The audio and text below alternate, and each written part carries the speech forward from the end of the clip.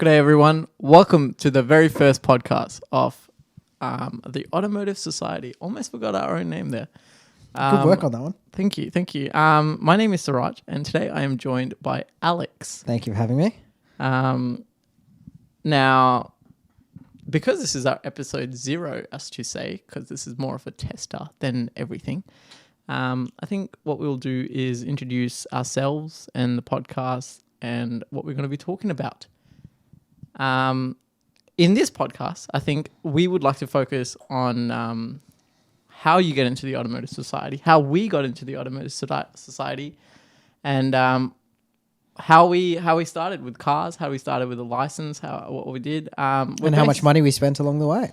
how much money we lost along the way. Lost, that's probably a good way to put it. Yeah. So we're based in Sydney, Australia, and we run One and only Sydney, Australia. I would hope so. I'd hope there isn't another one out there. So just a little bit of background. We're both 25 years old. And is he okay? He's lost his mic a little bit. The cables are too long, bro. It's like 7-meter cables. I'm sitting here like a meter away. Yeah. All right, let's talk about you, Alex, for a little bit. We went to the same high school. Yeah, we did. We did. We grew up together. When 6 days apart. Don't forget that. We did. That's true. Different countries, but did the job. When did you get your license first? Well, 16. Got the typical L's. Yep. For those of you who don't know, in Australia, we get a learner license when we're 16, which means you need your mum or your dad to sit next to you while you drive. Yeah, that was an awkward one. Yeah. My parents aren't exactly the easiest to learn off, put it that way. Yeah. I remember my mum just screaming at me every time I got anywhere near the speed limit. Oh, you only got to scream. That's okay, actually. That's actually not bad. To be honest, I used to sort of drive with one hand, and Dad always used to look at me and go, "What's wrong with your other hand?" I'd be like, "What do you mean?" And he used to go, "Is it broken?" I'd be like, "No." And he goes, "Well, put it on the fucking wheel." Okay, sure thing.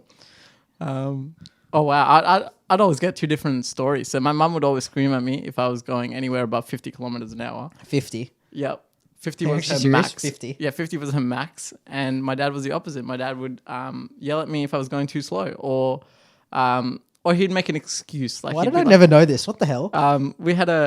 my first car was a Camry. I like to call it was a Vienta, actually. Toyota Vienta Grande. So more of a Lexus ES300. What was the badge? It had a Toyota badge. So it's a Toyota. But it was a Lexus. No, it was a Toyota. It was can't better claim- than a Lexus, I'd say. It was No. You can't claim that as a Toyota. As a Lexus. It was Toyota. Every day of the week. Reliable Toyota. better than a Lexus. Yeah. What did you do to that car? We'll get to that, actually. What I did to this car. Not much I did to that car, but it was interesting to say the least. But I remember it was V6 3-liter, and my dad would always make excuses for me in the way, he's not speeding. He's just not used to the great power of this car. This car's just lots of horsepower, very fast car. He can't handle it. So, it's fine. If he speeds, it's fine. You had a powerful Camry V6. I had a powerful Camry V6. And how much horsepower did that have? Front wheel drive. 90? 30? Oh. I mean, you can say 190 if you really want to. Okay, let's go in the middle. Let's call it a 160. Let's call it a 160. It was a slug. It was quick for a 16-year-old who had just upgraded from a bicycle. Yes, but it was a Camry. It was a Camry. Glorious. At the end of the day, it was a Camry. It's a glorious Camry. What about you? What was your first car? What did you learn on? Oh, I learnt on my mother's, for everybody else who doesn't know, but we had Ford Falcons over here, good old Ford Falcons. And they were, they're probably just like the workhorse, hey. We use them as taxis here, well, back in the day. Yeah. And police cars, and they were just, I don't know what you compare it to overseas, like the Crown Vics, pretty much, of Australia. Yeah. Still an inline 6. Yeah, 4-liter. Good power, 260 horsepower, automatic. It was smooth as. Rear-wheel drive. Rear-wheel drive, no LSD, because it used to just do one-wheel spinners. It was sick. Yep. It was so cool, man. I thought I was the coolest kid in that car. Until I finally bought my first car. You are downgraded. No, in my eyes, it was an upgrade. That's my favorite car, and if I could buy it back, I would buy it back, honestly. What was it? It was a 1990 BMW E30 318i manual, 4-door in maroon red. It's a cool. I'm you sorry. bought a I can't even sedan. speak about it. Like, it was the coolest car. You bought a sedan that was older than you. Yes. If you want to put it that way, yes. But it was sick. I love that thing. Single cam, 85 kilowatts. For those of you who don't know, it's 115 horsepower from standard. That is powerhouse. Oh yeah. And take into account it was 20 years old, so it probably lost 20. It's probably like 60 kilowatts. It was I remember sick. this. You still drove it like it was a bat out of hell, but Oh, dude, that thing was sick. it was pretty cool. Other than the fact that it leaked from every possible thing. Oh ever. yeah. Every seal didn't work, engine and in the car itself. Yeah, and you'd call me all the time, needing a pickup Yep. or being, hey, can you fix my car for me, please? Yep. That was a common theme from like 17 to 19. I swear. If only we had a car trailer back then. Oh man, I think we had money. Can you imagine? Oh, I cannot actually. That was sick. Remember, it used to leak. It used to leak from the rocker. Used to leak from the sump. Oh, the seal in the boot. When it rained very hard, I used to get a puddle of water in the boot. That was great. Yeah. The rear driver's side passenger door that never sealed properly had water in there. Oh no. My pod filter got wet. Oh yep, a little bit of water in the engine. Custom made homemade pod filter with a bit of sheet metal. Never hurt nobody. But okay, all right. What? Any mods to this car? Anything you did to this? Oh Evo? yeah. Oh man, this thing was sick. Honestly. It was awesome. I remember putting this. I think you helped me do this actually. I did the head unit in it. You did the head that's unit, yeah. 100%. I remember that. Yeah. And then we installed that subwoofer, which when you're 17, you want all the girls. Like, that is the best thing you can ever have. The louder the car, the more the girls notice you. 100%. That's how it works. And as we used to say back then, more doors. I'm not going to finish that one. Moving on. And we had a gigantic sub in the back. That was cool. I really like that. We did. And then I think, was it? It was. It was a weekend. We decided, you know what, we're going to make our own pod filter housing. And we bought some hose. We bought some hose from a local auto store. And put it all together and put the pod filter on the end. And we even made a nice little heat shield around it. Not that it was going to improve my 65 kilowatt piece of shit. But it was, oh man, that car was amazing. Yeah. I don't know about you. I think we were very inspired by Mighty Car Mods because they did a lot of things in their driveway back in the day. Yeah. And they're just, they lived like half an hour from us, not that far. Yeah. And for us, we were just like, but that's what we grew up on, right? We got cars. Yeah, we can do the same stuff. Yeah, in our driveways with no tools and just hammers. Yeah. Well, actually, I had one tool, I remember, and you only believed in hammers. And you still, to this day, only believe in hammers. No. Well, okay, put it this way. 90% of problems can be solved with a hammer. I don't know if that's true. That's a very bold statistic out there. 90% of... Okay, fair play, but how many times have we went to go do something and you said a hammer's not going to fix it and I fixed it with a hammer? That's probably 100%. Okay, 100% of the time I've corrected. Looked at you in the face and said, a hammer's not going to fix this, and you've hammered it and somehow fixed it. It's a very Jeremy Clarkson way to go, but yeah, I guess it worked. If it works, it doesn't matter. I even think, did we get? Oh, we did. Remember, I got aftermarket wheels for my car. Did you? Yeah. Oh, yeah, you did. We had like those throwing stars like replicas back in the day, and remember we polished the lip. I think you were there, but we polished the lip and then sprayed the inside black. So I had this nice chrome thing with my big subwoofer going, doing barely 45 kilometers an hour. That is true. And then I completely ruined it by putting lowering springs in it. Well, you liked it, and that's all that matters. Okay, that's all right. I like to think girls liked it back in the day, but I don't know about that. From the amount of girls we pulled, I don't think that worked as I well. definitely think it was my car. 100%. 100%. Windows down, blaring music, lowered car that could not get over a speed bump without bottoming out. You just need to go through Church Street in Parramatta. Yeah, you'll be Church fine. Street. Shout out to my boys in Para. But my story was a little bit different. I went from the Camry to I bought a few project cars, and I went the Japanese. I went the Japanese route. I bought a 300ZX for $450. Was that running for $450? It was not running for $450. It was It hadn't seen the road in 5 years, I believe. It was sitting outside. So it was like complete, right? Like there was an engine and It was complete. It was sitting in a backyard in the rain for like 5 years. so rust bucket. Surprisingly, not as much rust as you think. Like, I think it only had a little bit of surface rust underneath. Why does everybody with a rusty car always tell me the same thing? It's not as much rust as you think. Because we look at it in a different perspective. For us, it's a shining turd. Okay. Okay, fair enough. If you're gonna say it like that, yeah, fair enough. Continue. It's a good turd. It's a good turd. It's a good turd. A good non-running rusty turd. Yeah, that's Okay. it. Yeah. Great cars still. Not And distant I 300. spent my entire life savings of I think $350 left that I had on it. I went to Super Cheap Auto one day. What was wrong with it when you bought it? Like, was it running? It was not running. It was misfiring and Okay, so it would start. oh yeah, it would start. Yeah. Oh well, I needed to service it, put fuel in it, change the fuel filter and all that, and then And it was started. manual or auto? It was automatic. Okay, yeah. I didn't. This have is a the choice in it. NA 2+2. Yes. Okay, Yes. Got it started, serviced it, put all the filters and everything in it, new battery. Found out one of the injectors was blocked, so fixed it. Thankfully, didn't have to replace it.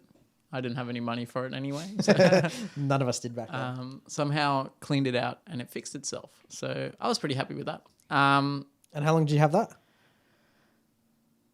I think like 2 months, 3 months. You had that for 3 months. I think I had it for 3 months. Yeah, I drove it around. I had fun with it. How much fun? What did you do? Well, as much fun as you can have Legally on the street. legally. Let's on leave the a disclaimer at street. that and move Yeah, on. in the middle of the night. Yeah. It was a good car. Yeah, at Yeah. speed limits, obviously. It was very loud. Oh, really? It had a catback straight pipe, basically. It was very loud. And for a V6 3-liter, like it was pretty loud. That was quick back then. I mean, that would have had what? I don't know how much horsepower they had. 200 but- horse, like easy. Oh, and back then, 200 horse in one of those things. And Yeah, being yeah. being a fresh driver, that would have been Yeah. a quick car. And then once I sold that, I was like, no, I got to buy something.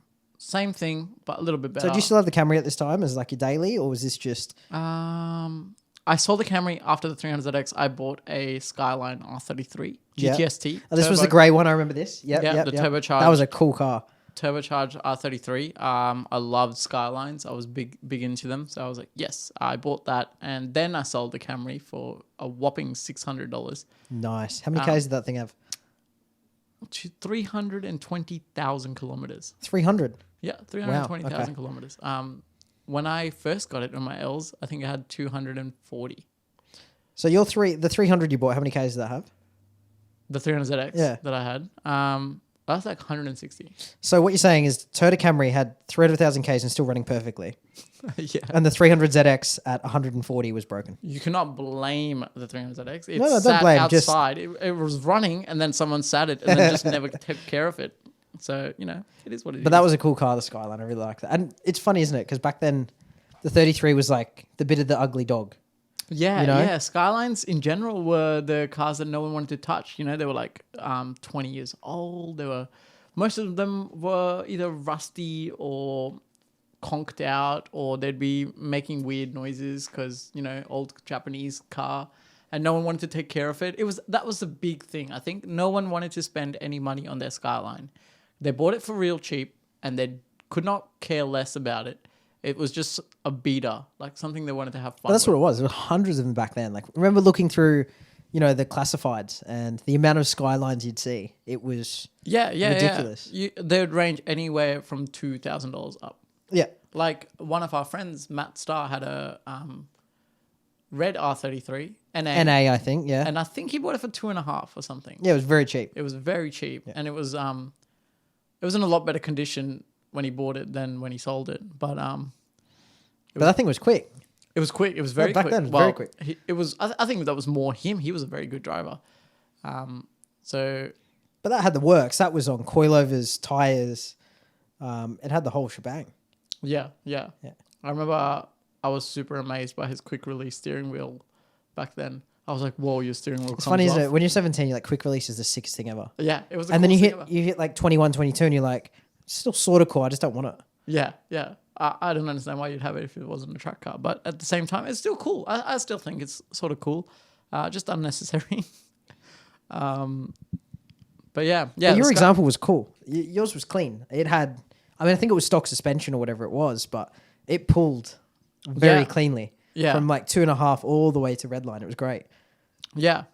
And that was possibly our first turbocharged car experience. Within our group. Yeah. Yeah. 100%. Out of everyone, it was the first turbocharged car. And yeah, definitely got pulled over for it, for that turbo. Yeah, but what was your custom number plates on it? I had my number plates were relax. Okay, that probably doesn't help, does it? It does not help at all. But I do remember sitting alongside you in my E30 and going, shit, I'm not going to win this every time.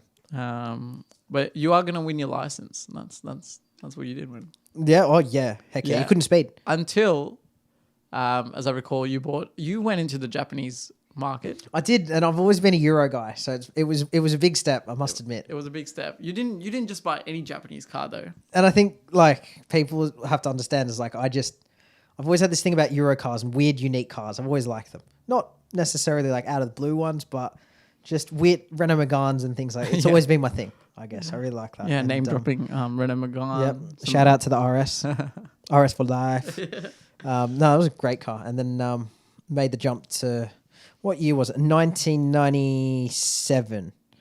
Manual, 5-speed, Toyota Supra in black. Well, I say faded black. Yeah. Which had 250,000 Ks when I bought it. Yeah. And I paid 10K for it, I think. 8K, I think you paid for it, didn't you? Can't remember how much I paid for it. 8,000, I think you paid for 8,000 for it. And as a judgment, my Skyline was 6.5. And we both thought that we paid a lot for them back in the day. Back in the day, they were a lot cheaper than that. Oh yeah. Especially considering that ours weren't in the best of the best condition. Yours was a lot better than mine. Mine was it was good until I got underneath it and then realized that my entire rear had been in an accident and it had bog everywhere. Yeah, but let's be honest. Like, what you got to buy a Japanese car, it's always going to have bog somewhere. Yeah. 100%. Japanese import. Yeah. Was yours an import or was it? No, mine was. Oh, actually, good question. I think mine was an Oz delivered, as far as I'm aware. That's no, rare. no, you're right. No, actually, sorry, it had the plate. I remember it now. Had the Japanese import plate.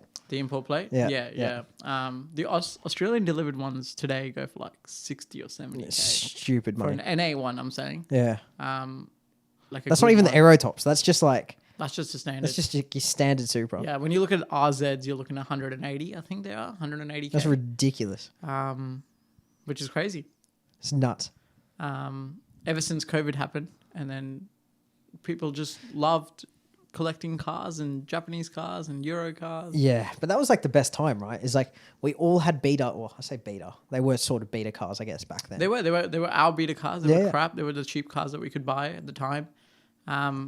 It's only now that we look back on it and go, wow, that was a really good car for the money that we had. Oh, it was sick. Yeah. I feel a bit sorry for people these days. Like you say 10 grand, like what does it buy? Oh, here, have a, Toyota Yaris. Yeah. That's depressing. Yeah. They're missing out. I'm serious. I don't know what better you get like back then. Like back then you could have everything. That's for sure. Yeah. I'm sure overseas the market's the same, but in Australia especially, it's blown out of proportion. But that was the time I remember because you had the Skyline, I had the Supra. I mean, again, a leaky Supra, and the joke continues that every car I've ever owned leaks. And to this day, it's probably still true. That is true. And I think we can tell everyone that you upgraded from a BMW E30 to a BMW. No, I went from the Supra, which leaked everywhere. Yeah. And that was like remember we were filling up oil like every 3 weeks. Mm-hmm. It was crazy. It was crazy. It would leave rainbow puddles when it rained. Yeah, yep, that was good. Faded. What else was done? Oh yeah, it had like blacked out taillights when I got it. Yeah, which at the time I didn't. I had a cracked wheel. I had a cracked wheel. I cracked the wheel, yeah. And then I moved to RPF ones, which looked sick on that thing. It was so cool. I'm not a fan of RPF ones. What? Contrary to popular belief. Why? I think they're just too overused. I think 80% of the cars I've bought have come with RPF ones on them. No, I disagree. I completely disagree. I don't think they look that good. They are a classic Japanese wheel. I don't think they look that good. I I think think they they're cheap wheels for sure. Cheap and good. They're Cheap and very- good. Yeah, 100%. But looks wise, I don't think they're my first choice. Oh, I wouldn't even say they're in my top 10. oh, it depends though. It depends because if you're 17, right, and you want to go fast, which Yeah. was the thing back then, yeah, right? I guess. Your only option was an RPF one. My current car that I own came with RPF ones, and the first thing I did to that car was sell those wheels. You should have sold them to me. I would put them on mine. But no, that Supra was great. I loved that. Where do we go from that? Because you had the 33. Yes. You sold that Yes. for how much? I think that's the only car I ever lost money on. I think I sold it for 6. You lucky bastard. 586. Yeah. So you sold for 6K, Yeah. and then you bought. I had a few Sylvias at the time, so I had an S15. Yeah. But you only had that for a short period of time, I think. No, I think the S15 I had for a while. Okay. It just didn't run all that much. It had gearbox issues. I see a trend coming now. And VCT rattle and, little things. Not big things, just little things. But I was a perfectionist in the day. I was like, I'm not driving this car until it's perfect. What? So it just sat there? It just sat there. Most of my cars have just sat there. Yeah. And then at the same time, I got a really good opportunity to buy an S14 shell. When we say shell, like body, complete body, doors, everything. Complete body, rolling shell. It had Okay. wheels, suspension. Did that come with RPF ones? No, it came with stockies, I believe. Oh, okay. Stockies, yeah. So stock wheels. And then I remember I put BC Gold coilovers on it. That was the shit back then. I loved BC it. Racing is very good for their money, I think. Oh, yeah. Very, very stiff for the street, though. Way too. Well, hold on. When you're 17, it was sick. Now, like, I couldn't imagine putting basic coils in my car. Back then, I didn't have back problems. I loved This it. is what age does to you. Yeah, I loved it. But then the S14, I bought it as a shell. It was a jungle green shell. I liked that color. I really did. That was a great color. It was very faded and crap on the outside. On the inside, How it much was did you great. pay for this shell? I overpaid for it a lot. I paid $2,000 for it. Okay. 2.5. Yeah, yeah. And it's like in the middle of Sydney somewhere, right? Yeah. I actually bought it from the Northern Beaches. Okay. So it was a good deal. For the listeners, I think we should clarify. I used to be a mechanic, or still am a mechanic, and I used to work in the Northern Beaches, in Manly, as a mechanic. So mechanic 3 times there. Yeah, just in case no one got it. What were you? Mechanic. Technician, I'd like to say. So I used to just have the shell, and then I bought an engine, and then I bought a gearbox, and then I put it all together. And what was that? Like an SR20? SR20, Yeah. GT, 5-speed gearbox. I put a Apex-C ECU in it because Yeah. back then they used to be cheap. But they used to be like $600, right? Back then. Apexes. Apexes? Yeah. were They cheap. haven't changed. They're Yeah. still that price. People are just more into fancier stuff nowadays. But if you just want a street car that did the job, Apexes great. That's all you more need. than good enough. Yeah. Yeah. So that car was the first of many projects. That's what started. I feel like that was the turning point for you. For you, that S14 started it all. Yeah, like I had projects before, but none of them ever took my time as much, and like I never paid that much attention or care towards. Do you know how much love you put into that car? Yeah. So much love. That S14 was amazing. I mean, it had for the listeners, it was full respray. It was full respray, nice. What was the color? It was like an Audi white, I think. It was like a flat white, just like a standard white. Yeah. But, I didn't have any money for pearl or anything crazy. Yeah. So it was just a flat white, but it just looked nice because it was a fresh paint. It was so good, yeah. Put some weather shields on it. I had so it was a Cookie. It was a Series 2. It had the Japanese front and rear bars, and the side skirts I shaved off the indicator and put it at the front on the bottom. I was remember that. Very proud of that. Yeah. That was the one thing. You know what? I remember you rocking up at my house when it was done. You were like, "Hey, check this out," and I was like, "Wow, an S14." You're like, "No, don't worry about the S14. Look what I did to the indicator." Yeah. The one thing. Yeah, I was super proud of that. What else did I do? Bride seats on the inside. I had shiny, multicolored bright seats. You know what? Back in the days, they were cool, but I'm not so sure I'd own them these days. I still love them. I think I would get them again. Would you? I think I would get them again. Your inner teenagers come back out, is it? Yes. Shiny things, you know. I gotta like them. Yeah. But yeah, that was a great car. That made 220 kilowatts at the wheels. Yeah, that thing was quick. It was on 14 or 15 psi of boost. And it was pretty reliable, actually. It was very reliable. Yeah, I remember. I didn't have engine issues. I had other issues, like bolt-on issues. They're more like mods that I did. Like your intercoolers and brakes. Oh, no, that would break. The mods would break in the way that I remember putting a better alternator on it, and that lasted 2 months and just crapped out on me completely. So it's just weird things. Yeah, weird little things, quirky issues I had with it. But it was a Sylvia. It did the job. I preferred it over the S15, so I sold the S15. Yeah, I'm not a fan of S15s. I know they're quick, but I used to really like them. But after having the S14, I think the S14 was a lot better than the S15. It was a questionable comment by me, but S15s are overrated. Sorry, peeps. They're overrated. That's a big call. I think S15s are pretty cool. No. I think they're overrated now for 60 grand. I wouldn't pay 60 grand for it. And let's be honest, right? An SR20, as good as they are, is probably the most mediocre sounding Japanese engine ever made.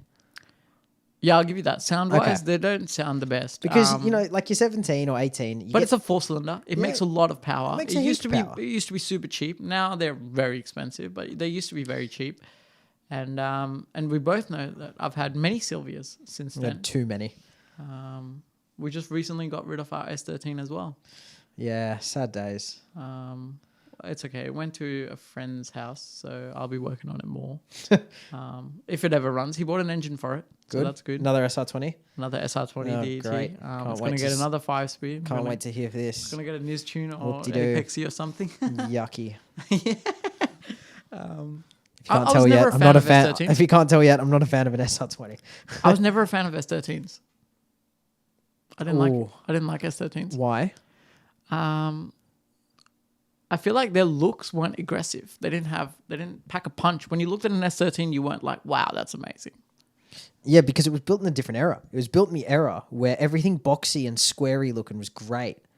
But there weren't even that boxy or squarey. But you look at the back, man. It was nice and square. Bubbly fenders and the bubbly rear. That's one of the best cars to ever come out of Japan. Nah. Yeah. Nah. Yeah. S13, well, sorry. Nah. Best looking. Take away the SR20. That I'm not a fan of Best that. looking. Yeah. What about an FCRX7? FC, FD. They're both great. 240Zs. They look great. They drive crap. As I said, I'm into weird cars. So I feel like my number one pick out of Japan right now, if I was to go put some money down, would be a 20B Cosmos. Automatic. Full original spec. That's what I would want. Yeah. A Unos Cosmo would be great, especially 3-rotor. But they only come in automatic. And yeah, that's all I need. Like a nice, clean automatic. Because it's a GT car. That car was made to do... I don't know if it's a great daily driver. I don't think it's a great daily. I'll agree with that. But it's a great car. Probably uses more fuel than a V12 does. 100%. Or way more oil. Way more oil. It's not the oil, it's the fuel. I think a Volkswagen uses more oil than a rotary does. I can support that 100%. Yeah. My old Scirocco R was... Oh, that thing would freaking chew through oil. And I don't understand. And yours was way under tolerance. Like, there's way worse Volkswagens and Audis out there that drink a lot more fuel. Yeah, but you know what? That DSG and that is... Yeah, they're great at full, like... full, like, foot down to the floor. The DSGs are great. But start-stop traffic, they are shocking. Start-stop traffic, they would shudder. They would make noise. And you could feel that they would heat up, 100%. They just couldn't do Australian heat with out traffic. Oh, and it wasn't that exciting, to be honest. Yeah. It was a great car, but Yeah. for work and everything else, it was awesome. Out Loved of it. the whole of Australia, I reckon Sydney is the worst with traffic, and I think that's no surprise to anyone. And peak summer is, 35, 40 degrees can be, 40 degrees Celsius. Yeah, that's which doesn't help insane. our modified car scene. No, it does not. At least it doesn't snow though. I would hate snow. I think No, agreed. I would have more hate rust. salt on the road. Wiping down ice Yeah. or like snow off your car. interested. In the morning. That would like scratch. I like to go to the snow for snowboarding, and that's about it, I think. I've never been, so maybe Next year. Maybe we do that Next year. You're looking at me like you're scared. You'll be fine. Let's have a yeah. I'll give it a go. Everyone says snowboarding is one of the best things to do. And it's a bit of a road trip, We take the cars. I mean, probably won't take our cars because they're probably not reliable enough. Nah, I'll take my car. My car has 4-wheel drive. You trust your car 5.5 hours.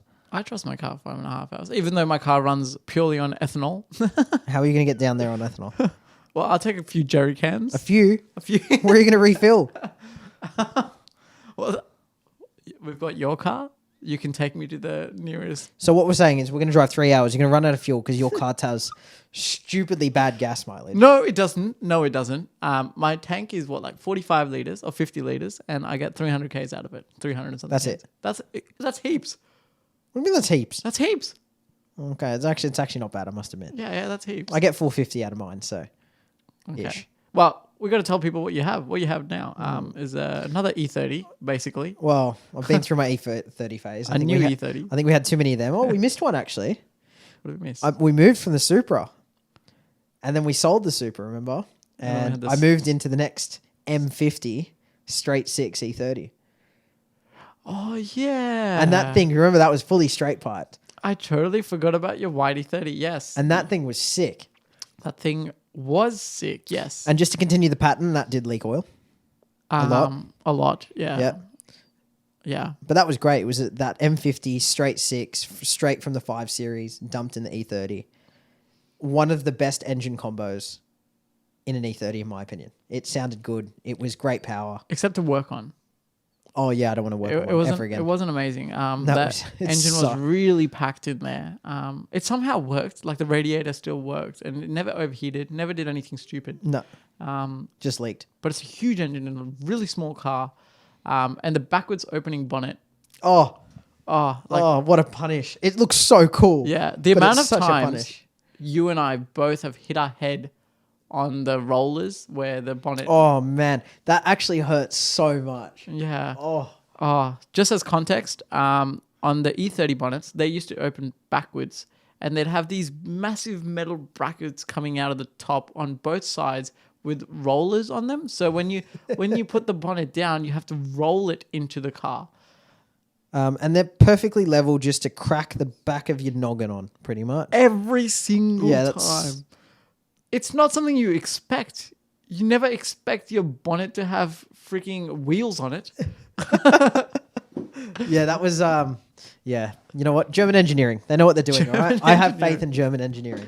That's my thing. It was a great car. It was a great car. great car. The M50 was very good. What happened to that, Alex? I remember this one time your Well, alternator stopped working. The alternator sort of went, and Yes. And we were still young. we were still young. And back in the day, an alternator goes and, you go, it's an old engine from a scrapyard. Like, how much would it be? Like $200, $300, Cheap. Alternators are and not I remember expensive. calling you and saying, hey, look, how much did the alternator cost you in the SR20? And you sort of said to me, like, bro, they're not much. Like a couple hundred, maybe 500 max.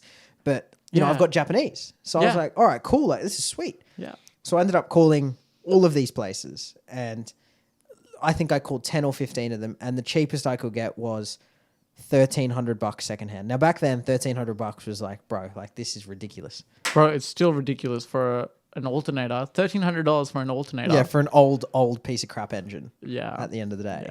Yeah. And you came with me with a very compelling offer, I must admit, and said, "Do you want my SR20?"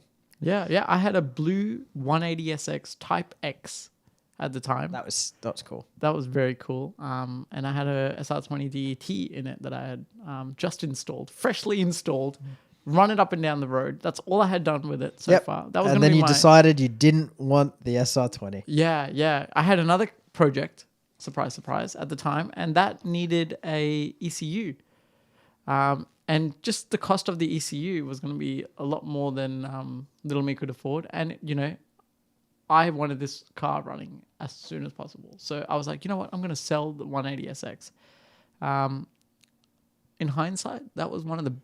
Stupidest move you've ever done in your life.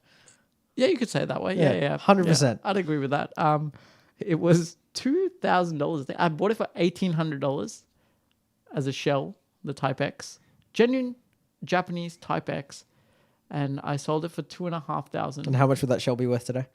The shell alone would probably sell for $15,000 or $16,000 at least. At least. And it was a baby blue color. It was a beautiful baby blue color. That was a cool color. I did like that. Pop-up headlights. You're a sucker for a good pop-up headlight. I aren't you? love pop-up headlights.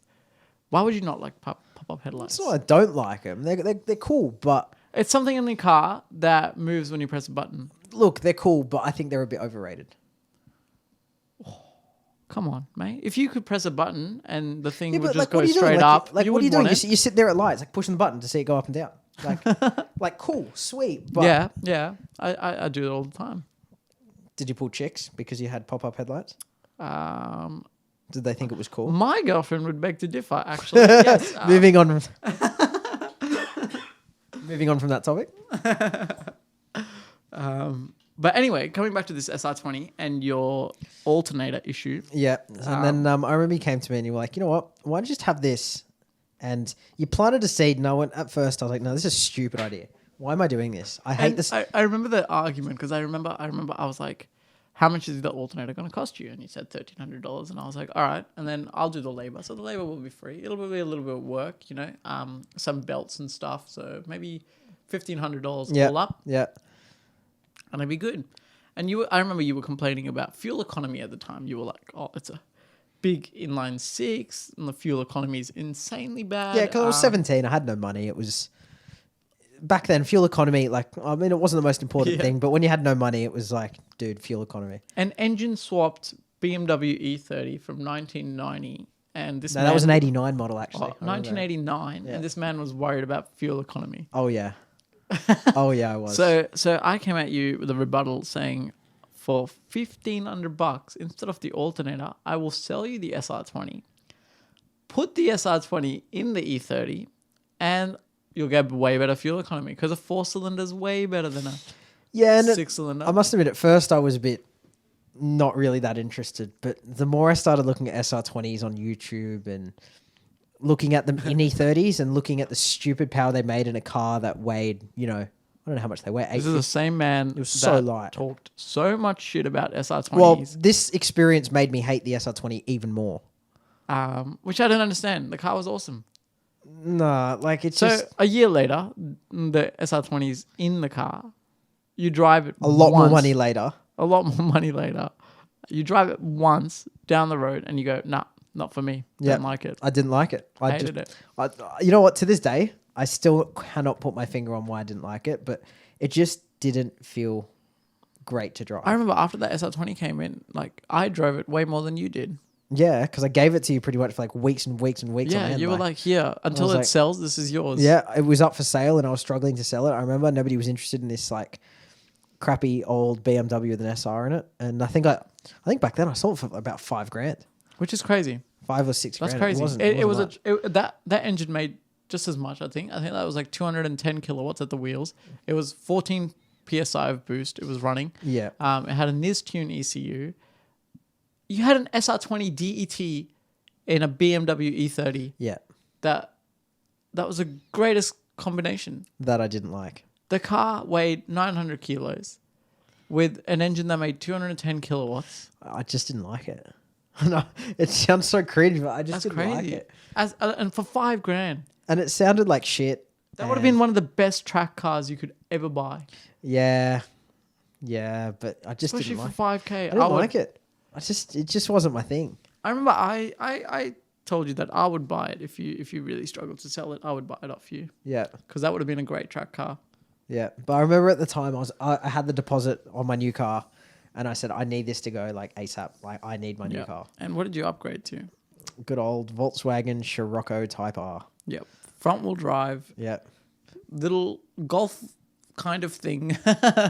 It was great. That thing was awesome. um, I just remember driving the Golf R before it.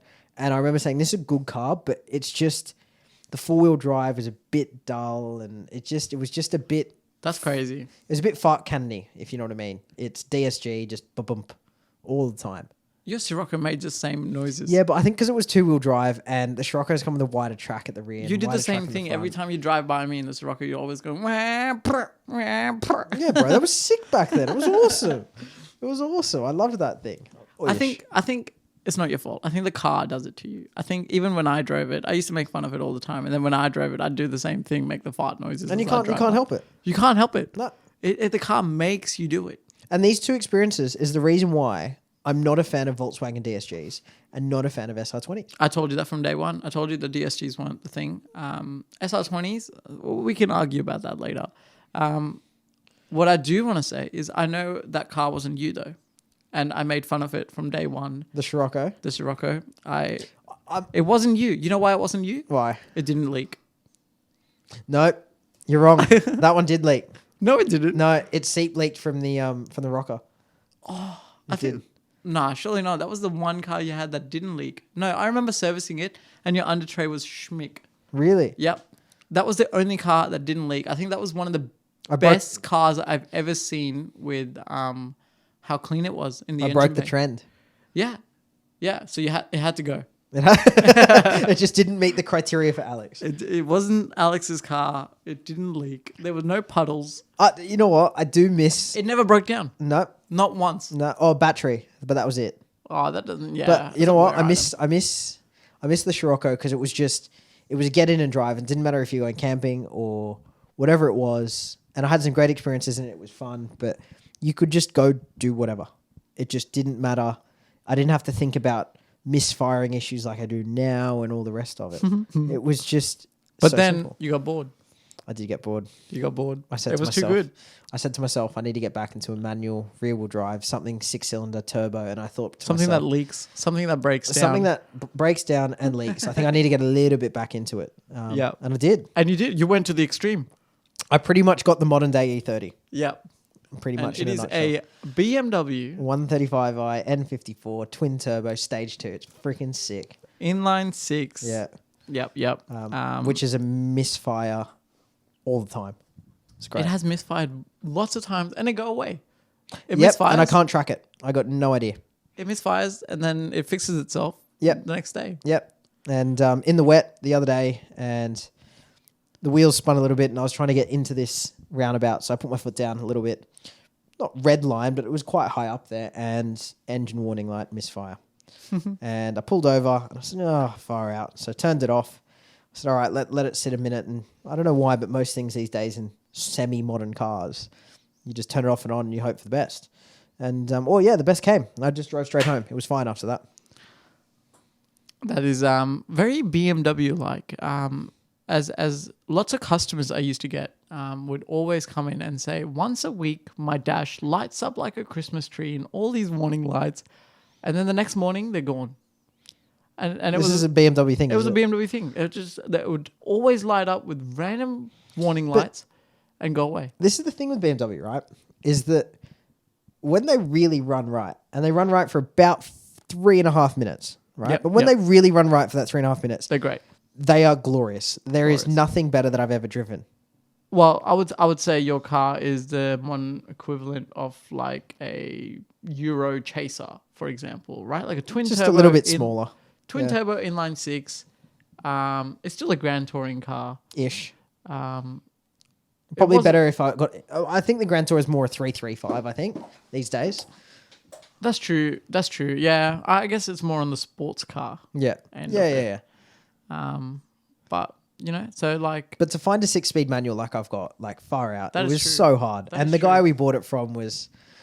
I mean, you remember, he was a young guy, probably like 28, 29. The Yep. car had 2 owners Yep. from new. It had very low Ks. I think we bought it with Yep. 60,000 Ks, I think. yeah, and the guy pretty much lived in Mossman and drove it on a weekend. Yeah. It did about 5,000 He Ks in 2 only years. sold it because he wanted to buy a property. That was it. I'm pretty sure. No, he was going to upgrade to an X3. Well, I don't know if that's an upgrade, but yeah. But great car. I mean, it hasn't been that reliable, must be honest. But man, when the stage two It's went also on, because you've been messing with it, haven't you? You Yeah. haven't left it stock. no, so. of course not. I got bored, obviously. So it has a few bolt-ons. It went full stage 2, catless downpipes, cob tuning, 7.5-inch stepped intercooler, dual cone intakes, and the full tune done on it. And yeah, it's fucking quick. And this is your daily driver. Yeah, this is my daily. This is like taking into account, like I start this every morning, drive to work, and drive in that car for a long period of time, Yeah. all the time All the at time. work, and drive home. That's it. This car is like never stopped. It just keeps going and keeps going until it misfires. And then it stops for a little bit, but then it comes back. And comes back. It just needs a quick reset, you know? And I think that might be due to spark plug gap, I must admit, because I was reading online and they're talking about spark plug gaps. Not that I know that much about it, but I'm That going would to give it be a go. best case scenario. I hope so. Because everything else has been done on it. Yeah. Let's hope it fixes itself Oh. again.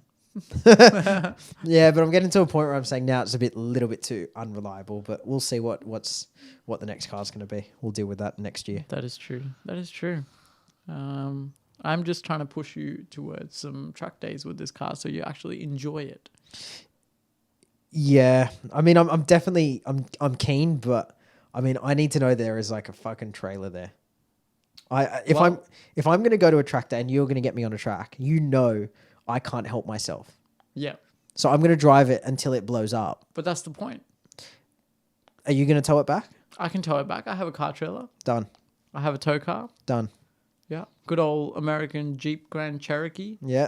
Will tow your crappy BMW back. Whoa. What's crappy? As I said, if it's on a trailer, it's going to be crappy. You're going to be hating it at the moment. Yeah, but for the 3.5 minutes it worked, it was glorious. Yes. Glorious crappy car. No, we'll ditch the crappy bit. It's German engineering. German made to break. Honestly, one of the best cars I've ever owned, in my opinion. And if you haven't owned a 135 N54, run and buy one now because they're amazing. Yeah, I would say BMW straight sixes are definitely One of the best one of the straight best. sixes. N54 is one of the best motors ever made. reliability aside and electronics aside. Yeah. They are one of the best. And put it this way, I remember when I bought it and I was speaking to one of the BMW guys who used to own an E30 where we met, and he now has a 135. And he said to me, look, N54 is best car we've ever driven. One of the best. But he said, if you're going to buy it, have 3K, 4K sitting aside, ready to go. I said, why? And he goes, preventative maintenance. And I said, should I ask what it is? He goes, you'll work it out. You'll find out. I when went, it okay. And the next Saturday I bought one. I have actually picked you up from where it was near Newcastle, I believe, somewhere. Yeah, that may have happened. I remember it was 1 a.m. Yeah, it was pretty late. It was pretty late. I get a call from Alex, and I'm half asleep, and he's like, "Can you please borrow?" We went on a camping trip. Remember? This is before I had a tow car or a car trailer. And Alex says, "Can you come pick me up?" Pick me up from the middle of nowhere. Whoa, it wasn't that far. It was about 35 minutes. No, it was not. It It was was. at least an hour away. It was just north of Gosford. Gosford's 30 minutes. Add another 10. 35, 40. Yeah, add another. I had to drive to a mate's place to pick up a big Land Cruiser that could tow. Then I had to drive to a servo. It's not my fault we drive slow. Yep. And then I had to drive to a servo to pick up a car trailer for you. And then take this car trailer an hour north. Whoa. I thought we agreed. 35, 40.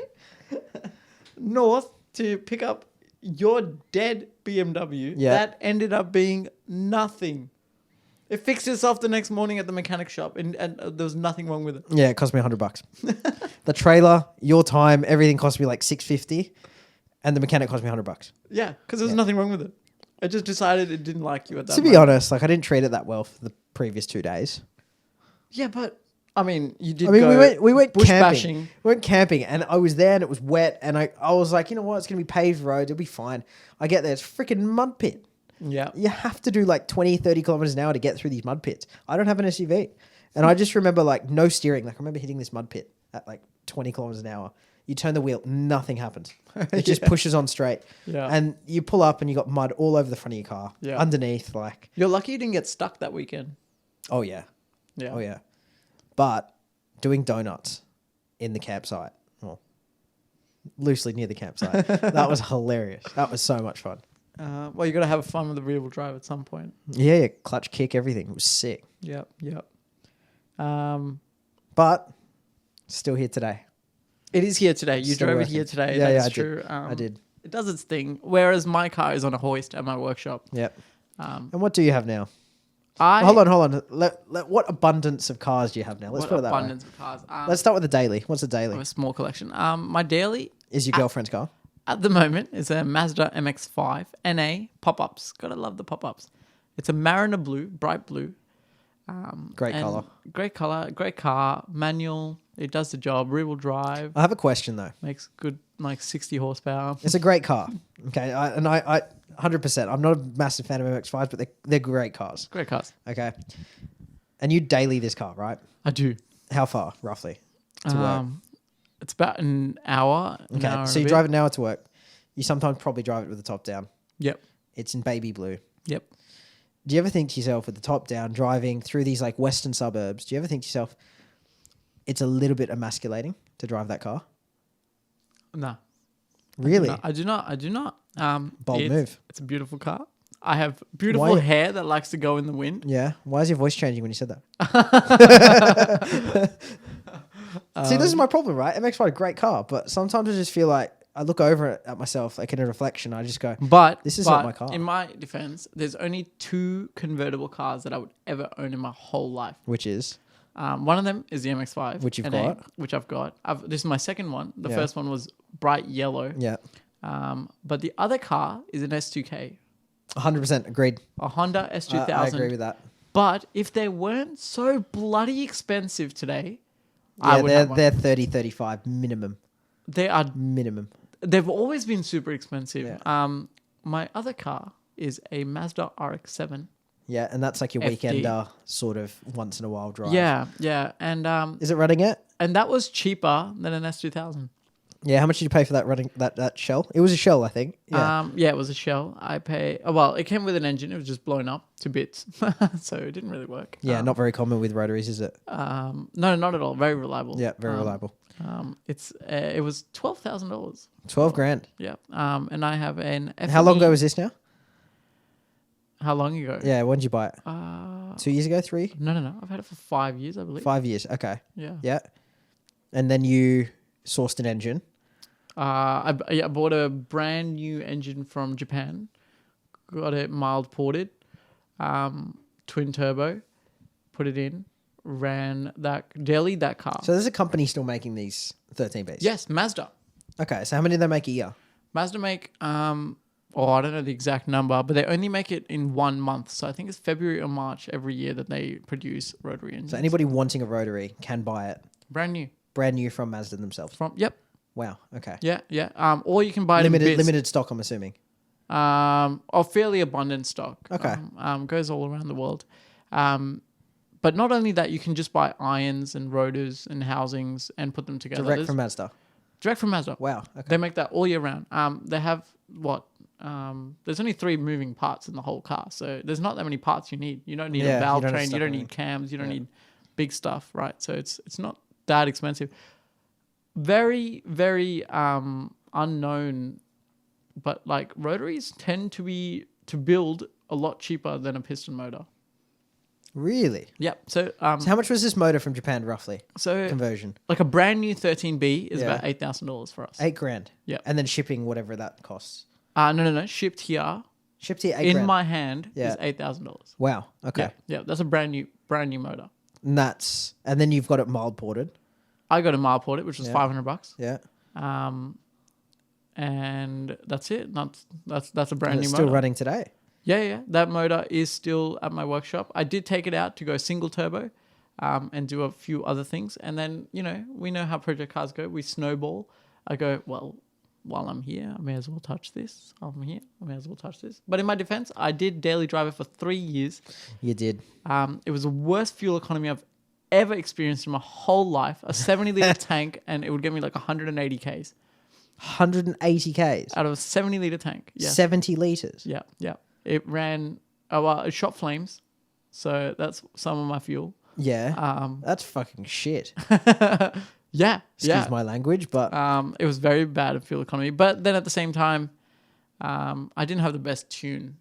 My tuner wasn't the best in the world. okay. So we blame the tune, do we? I blame the tune. Definitely yes, wasn't the motor. Definitely wasn't the motor. Definitely wasn't the driver. It could have been a lot better. You know, Yeah. could be more fuel economical. Yeah. So what would you get it to after that? 200. What with a proper Yeah. tune? Well, we'll never find out. You know. Moving on.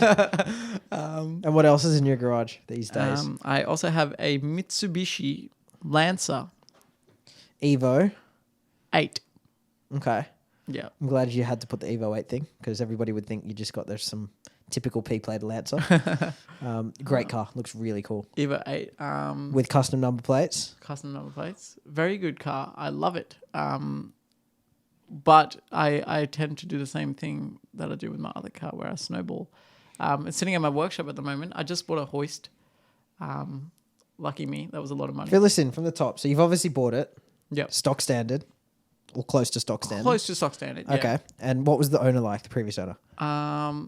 You know, Was he some West dude who...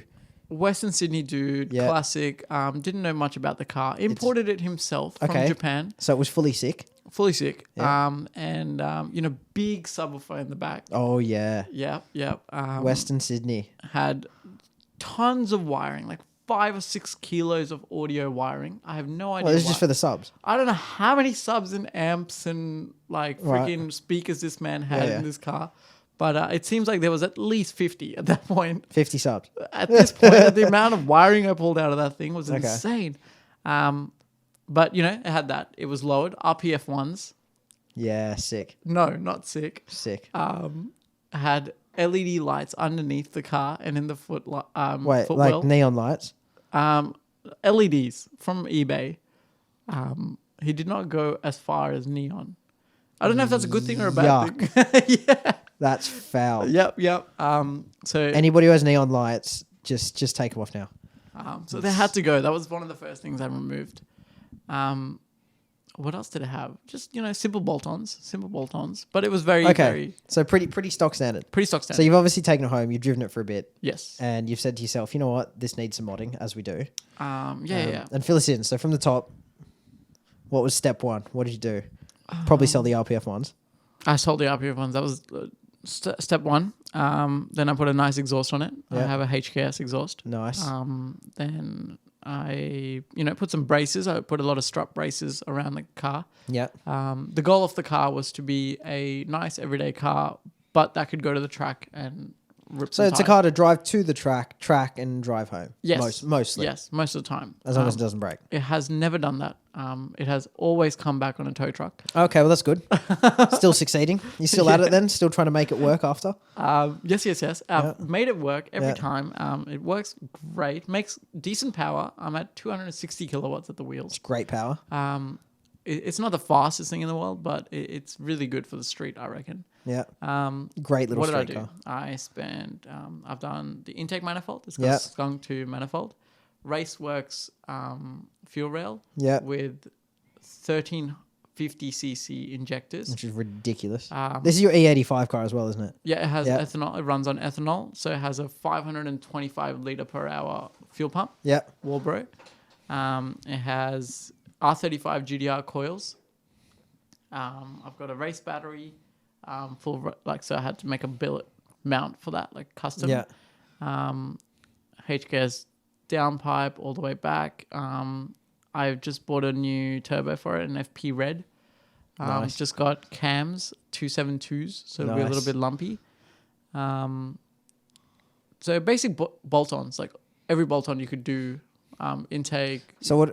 Tuning it for more power or? I will be tuning it for more power. Yes, I've just got a Haltech for it. Yeah. So I'll be chucking a Haltech Elite 2500 in it, a wideband. Shout out Haltech, by the way. Shout out Haltech.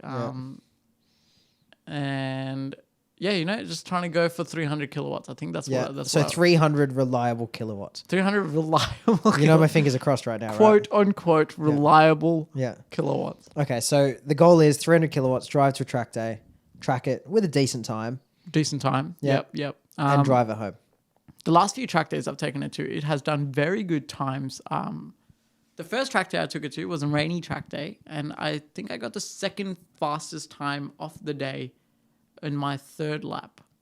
Really? Fourth lap. Yeah. That's a solid Yeah. effort. And that's your first track day in that car. in that car. Okay. Yeah. First track day in that car. I have had track days in the RX-7. The RX-7 was not the fastest car. No. No, I think the twin turbos were really letting it down. And then it was bone stock basically, except for the porting. Yeah. That ran at Haltech ECU as well. So you probably did, 3 laps and then had to fill up with the RX-7? Surprisingly, I did not actually go through all my fuel that day. But that's also possibly because I have the biggest fuel tank there. Yeah, 70 liters in a car that weighs like It's a big tank. 1,100 kilos or something. It's a two-door sports car, barely any room in the inside. The MX-5 NA has a bigger interior than the RX-7. Really? Yep. I never knew that. Yep. My head hit the top of the... With the helmet on? Yep. Wow. Okay. So, it needed... I think I need seats and a steering wheel to be fitting in there. You're And not you're not a tall person. I'm not a tall man. You're like what, 5'6", 5'7"? Whoa, come on. I'm 5'10". Oh, bullshit. I'm 5'10". No way. I am 5'10". No, you know what? Let's call it a 5'8". I am 5'10". Okay. But yeah. I don't fit in it as well. I couldn't imagine what a 6-foot person does when they have a RX-7. Yeah, good luck. They definitely, I think, have to modify their seat rails and 100%. seats. But yeah, it's a great car. So yeah, RX-7, MX-5, Evo 8. I've just sold. I had a BMW E30. Yeah. Oh, sad days. I remember that car. That was the best. I've had a few E30s now. Yeah. And they've all done similar. And they were all the same. Always 2 doors. And I have to bring this up. I really do. You talked so much shit about every E30 I've ever had. I have. You've talked a hell of a lot of shit. How bad they are, how rusty they are, how they tick. So you buy this white E30, right, from someone we know. Yep. And it's not the cleanest example in the world. And it rattles and it ticks and it makes weird noises. And as you do, right, standard shitty E30. That's it. And I will never forget the day when you called me and I said, how's E30 going? You're like, dude, like, this is actually like one of the best dailies I've ever had. I think it was the most comfortable because at the end of the day, it was still a luxury BMW back in the day. Yeah, for 1990. Yeah. And to my butt, that's used to Bilstein shocks or BC Racing coilovers and old clanky Japanese 90s cars. This was luxury, pure luxury. Yeah, 100%. Pure bliss. And so easy, so easy to drive, so small, except for the steering lock. Oh, it's 3.5 turns a turn, I think, from memory. Like 900 degrees of rotation. Yeah, it's stupid. It was like I was driving a truck. Yeah. Like the smallest truck in the world. But after all those years, probably 4 years, 5 years maybe worth of shit talking about E30s. Yeah. You turn to me and say it's a great daily. It was one of the best cars. You're a fucking hypocrite. And the only reason I had to sell it was because I got a workshop and I wanted to kit it out and I needed money. Sad to see that go. One of the toys had to go, and I think that was the toy that was the one that made the most sense to sell, I think. Yeah. 100%. At least sentimental value for me as well, because I only just bought it this year. It had more sentimental value to me than you. Yeah. 100%. I offered it to you, but you didn't want it. Nah. I need something that's just going to run every day. Yeah. And that wasn't it. I barely have at the moment. That wasn't it. Yeah, it had rust. It had lots of issues. Yeah. The engine was like on its last. Sounded like an offbeat diesel. You know what I mean? Like you start it and it's like. Yeah, it had a very loud lift to tick. I hope it was lift to tick at this point. But the new owner will figure that out. Good luck, bro. Yeah, P-Plater bought it off me. A very young P-Plater who was a fashion student. He bought it because he thought it looked cool. And if you're listening right now, reach out. We want to see that car again, 100%. I definitely want to see that car again. Yeah. I think it was still one of the better taken care of cars as an E30. Yeah. Probably not as good as my original red one, to be honest. No. Because my original red one, it was a manual 5-speed 4-door, and I paid $1,800 for it. Yeah. Well, we had another one. How much was ours? $1,000. $1,000, yeah. We had a red one as well together that we bought together, and it was automatic, but it had a blown gearbox. And it was so clean, though. It was so clean. So clean. But, full leather interior, which is quite hard to find. But that was a project car that we never touched. No. We never ever got around to actually doing anything. It just sat, yeah. Which I sort of regret, because that was a really, really clean example. We even picked up a gearbox for it. Yeah. We had a gearbox. Everything was ready to go, ready to be fixed, but we just never had time. Yeah. And I think I was moving house at the time, and I think I said pretty much like I had to go. Yeah. Which is a bit sad, because I feel like one day we'll buy another project like that. I think that 100%. was the cleanest E30 I've ever seen in my life. 100%. It was cleaner than mine. It had original paperwork with everything in it. Yeah. No paint fade. Yeah. Full leather. Leather. Interior no was rips. perfect. Yep. Two door. I think a couple cracks a dash, not many. Was that a sun? Oh no, it wasn't a sunroof model, was it? Sunroof, No. yeah. But that was great. That was great. I love As you that can car. see, we like E30s now. Yeah. Both of us. I'm so glad you do. Maybe I should get another one. But I you'll don't never know. find out till I say it. I'm just gonna buy one day. Nah. Yeah. You know what? I actually see you in it. If anyone suits the car, it's you. I feel like I started this E30 trend before it was a trend. It was, yeah. Yeah. You were buying this shit box, what we thought back in the day. Back then it was a shit box, Back right? then it was a shit box. Now it's but like cool. It's like now hip. everyone loves it, yeah. Yeah, like if you live in the inner west and you're one of those hip people that like with the times, which is not me anymore. Yeah. You want an E30. Sick. That's it. 100%. So that's some of our story. Obviously we have a lot more stories, and a lot more history to talk about. A lot more. A lot more history. So much more. That was just scratching the surface. For sure. 100%. But I think we're gonna call it there for today. We've been going for a while. Tune into the next one. Yeah, thank you for listening. Yeah. This is the pilot episode of the Automotive Society. Yeah. With the gang. With the gang. Yeah. Many more to come. You will see more guests on the podcast for sure. This is just a trial run until we can make it a little bit more legit. And yeah, Yeah. be very exciting. Yeah. More different car stories to come. Yeah. Well, between us and our friend group, we've had, Too many breakdowns. I think we've had like 50 cars if you count At everyone. least. Everyone, yeah. And thankfully, I think we grew up in the right time for cars.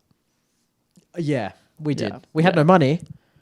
But- None at all. But, it But was in great. today's world, we would have had nothing. Don't you feel a bit depressed for these like youngsters? You know? Yeah. People who are younger And, than us. Like, I look at it back then, and this is just to close off, but I feel like back then you had $5,000, you find a cool car for $5,000. Yeah. And I look around now, and people are just running around Toyota 86s. And I mean, I'm not the biggest fan of a Toyota 86, but they are not a cheap car. They're not a cheap car. But I think they are the cheaper grade cars. But you know what? We'll get into this on another podcast. It sounds like an argument coming. Yeah. And you know what?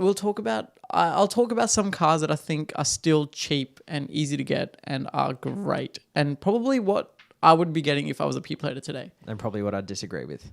Yeah, probably. Well, you know what? I think there is a few European cars in there that would tickle your fancy. Tickle my fancy. Tickle your fancy. That's interesting. Gonna have to wait and find out. That's it. Thank Thanks you for for tuning listening. in. Yeah. Until the next one.